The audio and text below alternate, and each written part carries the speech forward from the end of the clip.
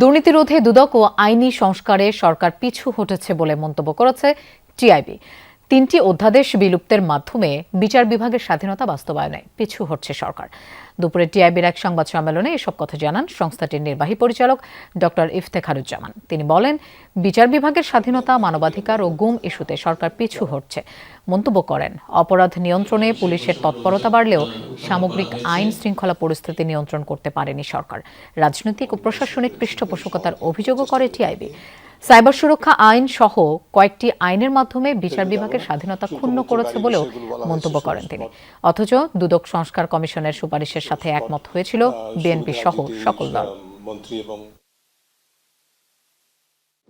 সবাইকে আন্তরিক ধন্যবাদ, শুভেচ্ছা, স্বাগত।